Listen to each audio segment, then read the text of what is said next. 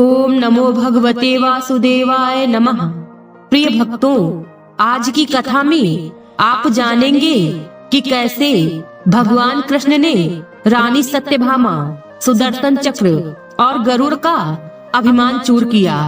भक्तों, कहते हैं इस कथा को पूरा सुनने वालों पर भगवान श्री कृष्ण की विशेष कृपा होती है।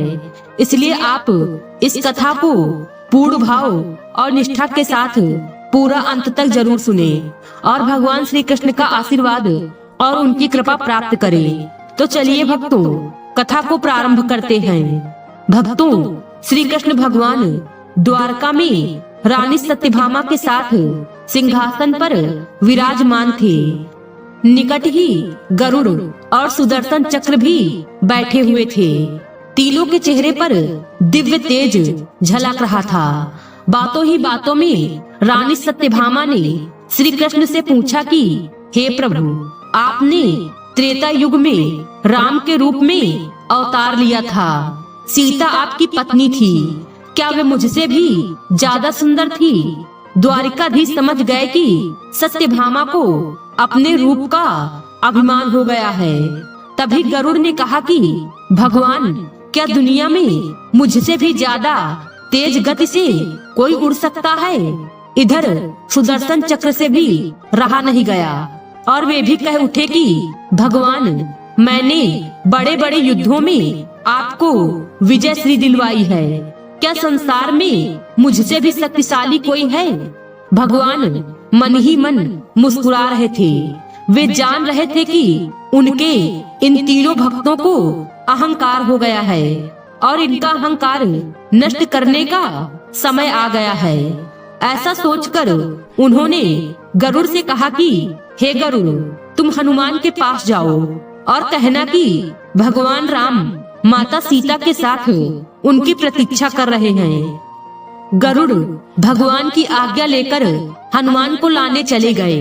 इधर श्री कृष्ण ने सत्यभामा से कहा कि देवी, आप सीता के रूप में तैयार हो जाएं। और स्वयं द्वारिकाधीश ने राम का रूप धारण कर लिया। मधुसूदन ने सुदर्शन चक्र को आज्ञा देते हुए कहा कि तुम महल के प्रवेश द्वार पर पहरा दो और ध्यान रहे कि मेरी आज्ञा के बिना महल में कोई प्रवेश न कर सके। भगवान की आज्ञा पाकर चक्र महल के प्रवेश द्वार पर तैनात हो गए। गरुड़ ने हनुमान के पास पहुंचकर कहा कि हे वानर श्रेष्ठ, भगवान राम माता सीता के साथ द्वारका में आपसे मिलने के लिए प्रतीक्षा कर रहे हैं। आप मेरे साथ चले, मैं आपको अपनी पीठ पर बैठाकर शीघ्र ही वहां ले जाऊंगा। हनुमान ने विनय पूर्वक गरुड़ से कहा, आप चलिए, मैं आता हूँ। गरुड़ ने सोचा, पता नहीं यह बूढ़ा वानर कब पहुँचेगा। खैर, मैं भगवान के पास चलता हूँ। यह सोचकर गरुड़ शीघ्रता से द्वारका की ओर उड़े। पर यह क्या, महल में पहुंचकर गरुड़ देखते हैं कि हनुमान तो उनसे पहले ही महल में प्रभु के सामने बैठे हैं। गरुड़ का सिर लज्जा से झुक गया। तभी श्री राम ने हनुमान से कहा कि पवन पुत्र, तुम बिना आज्ञा के महल में कैसे प्रवेश कर गए? क्या तुम्हें किसी ने प्रवेश द्वार पर रोका नहीं? हनुमान ने हाथ जोड़ते हुए सिर झुकाकर अपने मुंह से सुदर्शन चक्र को निकालकर प्रभु के सामने रख दिया। हनुमान ने कहा कि प्रभु, आपसे मिलने से मुझे इस चक्र ने रोका था, इसलिए इसे मुंह में रख मैं आपसे मिलने आ गया। मुझे क्षमा करें। भगवान मन ही मन मुस्कुराने लगे। हनुमान ने हाथ जोड़ते हुए श्री राम से प्रश्न किया, हे प्रभु, आज आपने माता सीता के स्थान पर किसी दासी को इतना सम्मान दे दिया कि वह आपके साथ सिंहासन पर विराजमान है। अब रानी सत्यभामा का अहंकार भंग होने की बारी थी। उन्हें सुंदरता का अहंकार था जो पल भर में चूर हो गया था। रानी सत्यभामा, सुदर्शन चक्र व गरुड़ जी तीनों का गर्व चूर चूर हो गया था। वे भगवान की लीला समझ रहे थे। तीनों की आंखों से आंसू बहने लगे और वे भगवान के चरणों में झुक गए।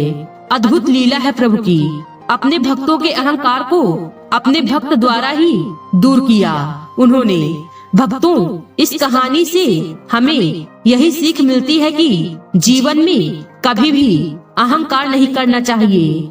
जरूरी नहीं है कि आज जो आपके पास है वह कल भी होगा। अपने अंदर जरा सा भी अगर अहंकार आने लगे तो स्वयं ठाकुर जी हमसे दूर हो जाते हैं। ठाकुर जी को निस्वार्थ भक्तों की ही जरूरत है, अहंकारी की नहीं। भक्तों, आइए जानते हैं भगवान के पार्षद जय विजय की कहानी। भक्तों, सनातन धर्म में जय विजय की कहानी का बहुत ही महत्व है। पौराणिक ग्रंथों के अनुसार एक बार ब्रह्मा जी के मानस पुत्र सनक, सनंदन, सनातन और सनत कुमार भगवान विष्णु के दर्शन के लिए वैकुंठ धाम पहुँचे तो वैकुंठ के द्वारपाल जय और विजय ने उन्हें रोक लिया। उन्होंने ब्रह्म कुमारों से कहा, रुकिए, अभी भगवान से मिलने का समय नहीं है। हमें किसी को भी अंदर भेजने की अनुमति नहीं है। यह सुनकर ब्रह्म कुमारों ने हैरानी जताते हुए कहा, भला भगवान से मिलने के लिए भी किसी से अनुमति चाहिए होगी? भगवान से तो कोई कभी भी मिल सकता है। इस पर जय विजय ने कहा कि आपकी बात तर्क सम्मत हो सकती है, परंतु हमारे कार्य क्षेत्र से बाहर है। इस क्षण हम आपको अंदर जाने की अनुमति नहीं दे सकते। इस बात से क्रोधित होकर सनक आदि ब्रह्म कुमारों ने जय विजय को धरती पर जन्म मरण के बंधन में गिरने का श्राप दे दिया और वहां से चले गए। यह श्राप पाकर जय विजय जोर जोर से रोकर विलाप करने लगे। तभी भगवान विष्णु जी वहां आ गए और उन्होंने जय विजय से विलाप का कारण पूछा। जय विजय ने भगवान को पूरी बात विस्तार पूर्वक बताई। भगवान विष्णु जी ने उनसे कहा कि मैं श्राप को शून्य तो नहीं करूंगा, क्योंकि इससे श्राप देने वाले का एवं उसके तप का अनादर होगा और कर्म चक्र भी बाधित होगा। परंतु तुम अपने स्थान पर अपना कार्य का वहन कर रहे थे, इसलिए मैं तुम्हें इस श्राप से शीघ्र मुक्त होने के 2 उपाय बताता हूँ। तुम अपनी इच्छा अनुसार कोई एक चुन लो। पहला, तुम दोनों धरती पर 7 बार मेरे भक्त के रूप में जन्म लो, या फिर 3 बार मेरे शत्रु के रूप में और मेरे हाथों से अंत गति को प्राप्त हो। जय विजय ने हाथ जोड़कर धरती पर 3 जन्म लेने की बात स्वीकारी। इससे वो जल्दी अपने प्रभु की सेवा में लौट पाएंगे और दूसरा, 3 जन्म में प्रभु उनका वध करने आएंगे तो उन्हें हर जन्म के अंत में प्रभु के दर्शन भी होंगे। भगवान विष्णु जी उनकी भक्ति देखकर मुस्कुराए और उनकी इच्छित 3 जन्मों के लिए तथास्तु कहकर चले गए। इसके बाद जय विजय अपने पहले जन्म में हिरण्यकश्यप व हिरण्याक्ष नाम के दैत्य बने। जब हिरण्याक्ष ने एक बार धरती को उसकी कक्षा से बाहर खींचकर ब्रह्मांडीय सागर में छिपाने का प्रयास किया था, तब भगवान विष्णु ने वराह अवतार लेकर उसका वध किया और धरती को पुनः उसके स्थान पर स्थापित कर दिया। अपने भाई की मृत्यु से हिरण्यकश्यप को बहुत क्रोध आया और ब्रह्मदेव से कई तरह के वरदान पाकर वह स्वयं को अमर समझने लगा और भगवान की सत्ता को नीचा दिखाने का हर संभव कार्य करने लगा। यहाँ तक उसने अपने नारायण भक्त पुत्र प्रहलाद को भी सताना शुरू कर दिया। तब भगवान विष्णु ने नरसिंह अवतार लेकर हिरण्यकश्यप का भी वध कर दिया। फिर जय विजय अपने दूसरे जन्म में रावण और कुंभकर्ण बने। इस जन्म में रावण लंका का राजा था और कुंभकर्ण उसका भाई। तब प्रभु ने अयोध्या के राजा दशरथ के यहाँ पुत्र राम के रूप में जन्म लिया और फिर प्रभु श्री राम ने रावण और कुंभकर्ण का वध किया। तीसरे जन्म में जय विजय शिशुपाल व दंतवक्र के रूप में जन्मे। इनके इस जन्म के समय नारायण अपने पूर्ण रूप में भगवान श्री कृष्ण बन धरती पर आए। भगवान श्री कृष्ण के बुआ के पुत्र के रूप में जन्मे थे शिशुपाल और दंतवक्र। भाई होने के बाद भी ये दोनों भगवान श्री कृष्ण से बैर रखते थे और प्रभु को शत्रु मानते थे। इनके बुरे कर्मों के चलते इस जन्म में श्री हरि ने इनका वध किया।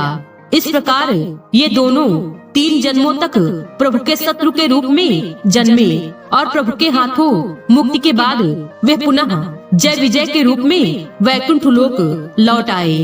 भक्तों, आज की वीडियो में बस इतना ही। उम्मीद है वीडियो पसंद आई होगी। इस वीडियो में बोलते समय कोई त्रुटि हुई हो तो क्षमा करें। वीडियो पसंद आई हो तो वीडियो को लाइक और शेयर करें और चैनल को सब्सक्राइब कर दें और कमेंट बॉक्स में जय श्री कृष्ण लिखना बिल्कुल न भूलें। मिलते हैं अगले वीडियो में। खुश रहिए और खुशियाँ बांटते रहिए। जय श्री कृष्ण।